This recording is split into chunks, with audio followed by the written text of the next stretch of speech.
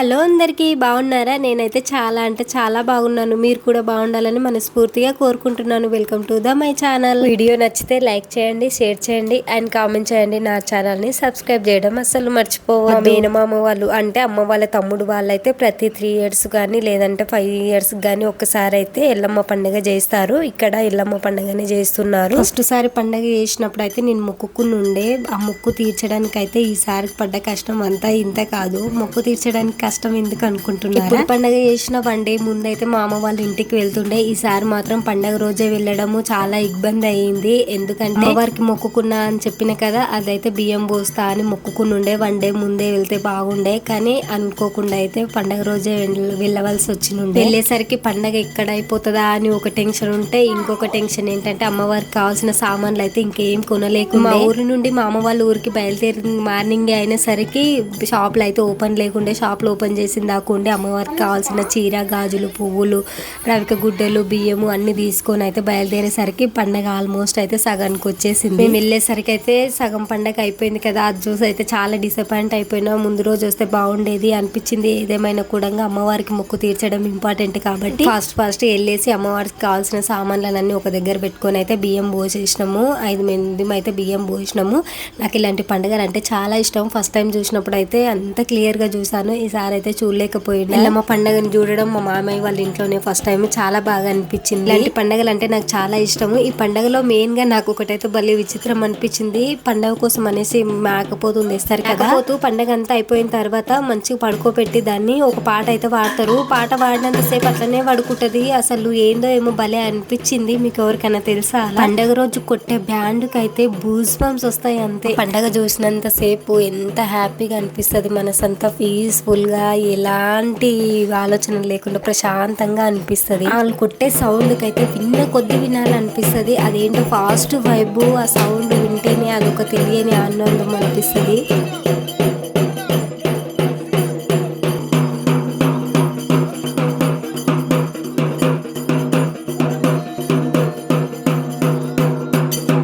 పండగ చేసిన వాళ్ళ ఇంట్లో ఎవరికైనా అమ్మవారు అయితే వస్తుంది కదా. ఇక్కడ వచ్చేసి మామయ్యకి అయితే వచ్చింది. పండగ మొత్తం అయిపోయిన తర్వాత అమ్మవారి పటం గీస్తారు కదా. స్టార్టింగ్ లో ఆ పటాన్ని మొత్తం అయితే తొక్కిపిస్తారు. దాన్ని ఎందుకు తొక్కిపిస్తారో నాకు కూడా అంత ఐడియా అయితే లేదు, రీజన్ కూడా తెలియదు. కానీ పటం అయితే మొత్తం ఎండింగ్ లో అయితే తొక్కిపిస్తారు. ఫైనల్ గా మామయ్య వాళ్ళ ఇంట్లో ఎల్లమ్మ పండగ అయితే చాలా బాగా జరిగింది. అమ్మవారి ఆశీస్సులతో మాతో పాటు మీకు కూడా ఉండాలని మనస్ఫూర్తిగా కోరుకుంటున్నాను. ఇదైతే పండగ అయిపోయినాక నెక్స్ట్ డే అమ్మ వాళ్ళకి పిన్ని వాళ్ళకైతే ఓడి బియ్యం పోసిండు. ఎవ్రీ ఇయర్ అంటే ఎప్పుడు పండగ చేసినా కూడా ఓడి బియ్యం అయితే పోసారు అమ్మ వాళ్ళకి. ఓడి బియ్యం పోయడానికి అయితే అన్ని ప్రిపేర్ అయితే చేస్తుండ్రు. ఇక్కడ మేము వచ్చేసి ఓడి బియ్యం పోయడానికి కలుపుతారు కదా పసుపు తోటి, అవి అయితే కలుపుతున్నాము. బియ్యాన్ని పసుపు ఆయిల్ తోటి ఎందుకు కలుపుతారు మీకు ఏమైనా తెలుసా? తెలిస్తే కామెంట్ చేయండి. మా పాప అయితే సంకలో కూర్చొని ప్రతిదీ చూస్తుంది. మళ్ళీ ఇంటికి వచ్చిన తర్వాత నాకైతే అన్ని ఎక్స్ప్లెయిన్ చేస్తుంది. ఇట్లా చేసిరు కదా మమ్మీ, అట్లా చేసిరు కదా మమ్మీ అనేసి. ఇప్పటి పిల్లలే కంప్యూటర్ పిల్లలు కదా, అసలు ఏది మర్చిపోరు అంత ఈజీగా. బియ్యాన్ని పసుపు ఆయిల్ తోటి మంచిగా కలిపేసిన తర్వాత దాంట్లో అయితే వక్కలు, ఖర్జూరాలు, ఆకులు, తమలపాకులు, రవిక గుడ్డలు అన్ని 5 కలిపేసి బియ్యం అయితే పోస్తారు. నాకు తెలిసిన బియ్యం పోసే ప్రాసెస్ అయితే ఇదే. ఏమైనా తప్పుగా చెప్తే క్షమించండి. మా నాన్న అయితే ఒక్కరోజు కూడా వేరే వాళ్ళ ఇంట్లో అయితే అస్సలు ఉండడు. ఎప్పుడెప్పుడు ఇంటికి వెళ్దామా అని చూస్తాడు. ఫర్ ద ఫస్ట్ టైం యథార్థంగా ఉన్నాడు.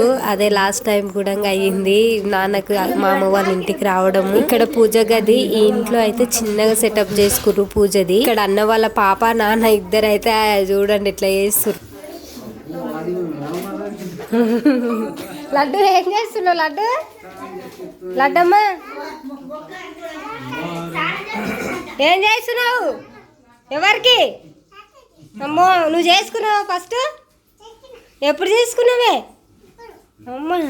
అమ్మ నాన్న వాళ్ళు ఒక వయసు వచ్చిన తర్వాత వాళ్ళకు మన్మడు మన్మరాళ్ళు అయినాక చిన్నపిల్లలాగా మారిపోతారు కదా. వాళ్ళు కూడా ఇక్కడ మా అన్న పాప కూడా మా నాన్నతో ఆడుకుంటుంటే భలే అనిపించింది. కోడలు మా నాన్నకి అట్లా సబ్బు పెట్టి స్నానం చేపిస్తుందంట. కారం అయితే నాకు చెప్పు తాత అని చెప్తుంది. భలే కామెడీ అనిపించింది. మా నాన్న వాళ్ళు ఆడుకుంటుంటే భలే ముడిచిపోతాడు చూసి. వచ్చేసి మా అత్తమ్మ అయితే పసుపు పెడుతుంది కాళ్ళకి.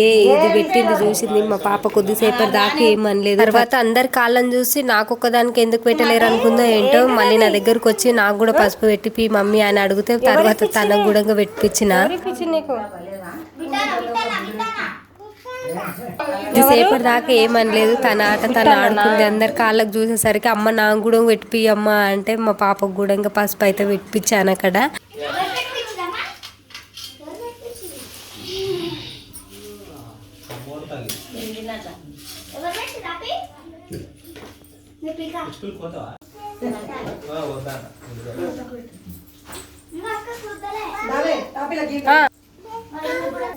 బిట్టాన్ని ఇచ్చిందా? ఏమి ఇచ్చింది చూపి. ఇక్కడ నాన్న అండ్ అమ్మ, అటు సైడ్ ఏమో పిన్ని బాబాయ్ ఇద్దరికి అయితే ఓడి బియ్యం పోస్తురు. ఇప్పుడు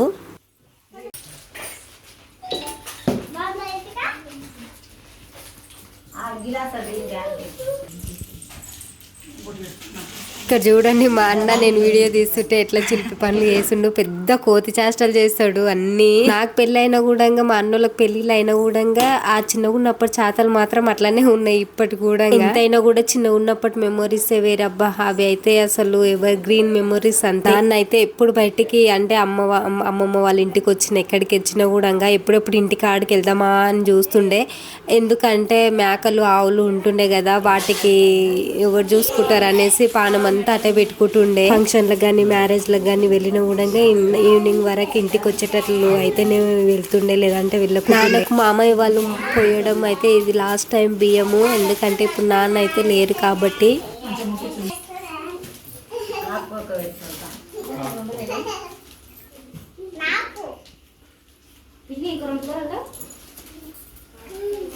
మా మామయ్య అమ్మ వాళ్ళకి ఎన్నిసార్లు బియ్యం పోసిండో ఆయన కూడా కన్ఫ్యూజ్ అవుతాడు. ఏమేం చేయాలా అని అత్తమ్మని అడుగుతుండు. అత్తమ్మ అయితే అడిచి చెప్తుంది, ఇట్లా కాదు ఇట్లా. నేనే ఒక ఫోటోలో పిచ్చిదాన్ని, వీడియోస్ పిచ్చిదాన్ని అంటే నన్ను మించి ఉంటుంది మా అత్తమ్మ కూడా. ప్రతిదీ మెమొరబుల్ కావాలంటది, ఫొటోస్ దిగి అని అడుగుతుంది. ఇక్కడ మా మామ ఎన్నిసార్లు చెప్పినా కూడా తడబడుతుంది అనేసి మా అత్తమ్మ అయితే ఒక కామెడీ చేస్తుంది. అక్కడ పేపర్ మీద రాసి ఇవ్వాలేమో, ఇంకోసారి ఇట్లా వేయకుండా అవుతాడు ఏదున్నా కూడా అంటుంది.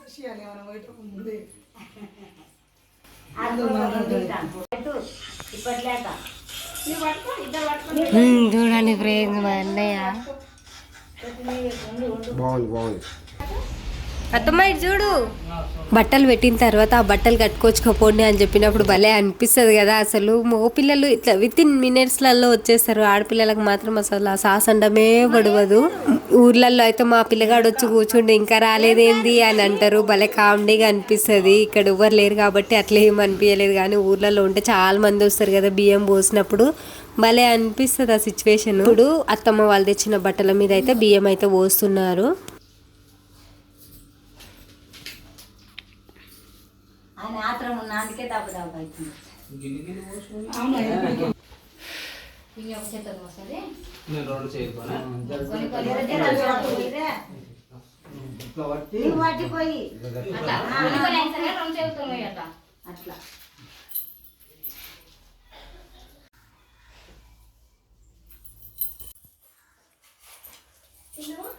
ఇప్పుడు ఒక జోక్ ఉంటుంది చూడండి. మా అత్తమ్మ నేను ఫోటో తీస్తున్నానేమో అనుకొని స్టిల్కి అట్లనే నిలబడి ఉంటుంది. వీడియో తీస్తున్న అత్తమ్మ అంటే ఓసి పిచ్చిదానా అని అంటుంది. అత్తమ్మ మామయ్య వాళ్ళు పోసిన తర్వాత ఇప్పుడు అన్న వదిన అయితే బియ్యం పోస్తున్నారు. ఇక్కడ జస్ట్ మేము మాత్రమే ఉన్నాము. రిలేటివ్స్ అందరూ పండుగ అయిపోయిన రోజే ఈవినింగ్ అయితే వెళ్ళిపోయారు. ఈవినింగ్ టైంలో పోసినుండే కాబట్టి చుట్టుపక్కల వాళ్ళు కూడా ఎక్కువ రాలేరు. జస్ట్ అన్నయ్య వదిన అండ్ మామ అత్తమ్మ నేను మా అత్తమ్మ వాళ్ళ ఫ్రెండ్ అంతే, వాళ్ళ మాత్రమే బియ్యం అయితే పోసినాము.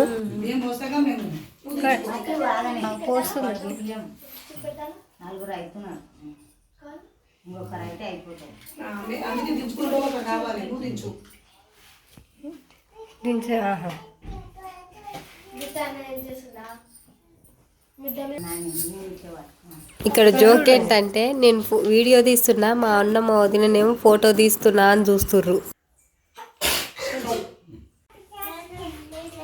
ఇక్కడ పోస్తున్న అక్క వచ్చేసి అత్తమ్మ వాళ్ళ ఫ్రెండ్. ఈ అక్క వచ్చేసి మా అమ్మాయి వాళ్ళు ఫస్ట్ ఇంట్లో ఉన్నప్పుడు రెంట్కి అయితే ఉంటుండే. ఇప్పుడు అక్కనే రెంట్కి ఇచ్చేటంత ఇల్లు అయితే కట్టింది. చాలా ఆస్తి ఉంటుంది, కానీ చూడడానికి అయితే చాలా సింపుల్గా ఉంటుంది. అక్కని చూస్తే అప్పుడప్పుడు అనిపిస్తుంది ఎవరి లైఫ్ ఎప్పుడు టర్న్ అవుట్ అవుతుందో తెలియదు కదా. అప్పుడు రెంట్కి ఉంటుండే, ఇప్పుడు రెంట్కి ఇచ్చేదంత స్థాయికి ఉంది. అందుకే అబ్బా జీవితంలో ఎవరిని తక్కువ అంచనీయొద్దు, ఎవరు ఎప్పుడు ఎట్లుంటారో తెలియదు కాబట్టి. అమ్మ పిన్ని కాకుండా ఇంకొక పిన్ని కూడా ఉంటుంది. తనకైతే బాబాయ్ లేడు కాబట్టి ఓన్లీ బట్టలు మాత్రమే పెట్టిండ్రు. వీళ్ళిద్దరికి బియ్యం పోసిన తర్వాత లాస్ట్ లో పల్లెంలో 5 కుప్పలు అయితే పోసి మొక్కుతారు కదా. అవి ఎందుకు మొక్కుతారో మీకు ఏమైనా రీజన్ తెలుసా? తెలిస్తే కామెంట్ చేయండి. పోసిన తర్వాత లాస్ట్ లో అయితే మంగళారతి పాటలు పాడతారు కదా. ఆ పాటలు అయితే వింటుంటే భలే అనిపిస్తుంది. వచ్చు మనకు కూడా నెక్స్ట్ టైం ఎప్పుడైనా వాడదాంలే అనిపిస్తుంది. ఎటైనా మనకు సిచ్యువేషన్ వచ్చినప్పుడు వాడదామని చూస్తే ఒక్క పాట కూడా గుర్తుకు రాదు. ఎవరైనా వాడిన తర్వాత అయ్యో గింతే ఉండే కదా, మనం పాడితే అయిపోతుండే అనిపిస్తుంది. అయితే చాలా బాగా పాడుతుంది. మాతో పాటు మీరు కూడా వినండి.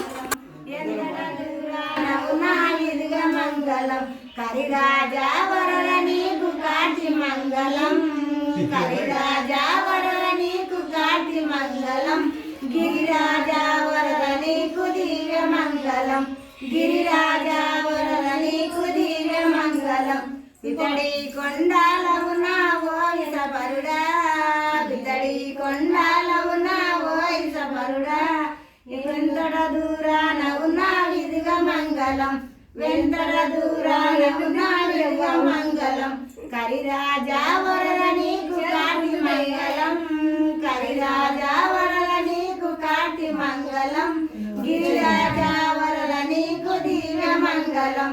నేను చిన్నగా ఉన్నప్పటి నుంచి వింటున్నా ఈ పాటల్ని. ప్రతి మంగళారతి పాటలు పాడినప్పుడల్లా ఈ పాటలు పాడందే ఆ మంగళారతి పాటలు అయితే ఫుల్ఫిల్ కానట్టు అనిపిస్తుంది. అంటే ప్రతిసారి చూస్తాను నేను ఈ పాటలు పాడతారు కంపల్సరిగా.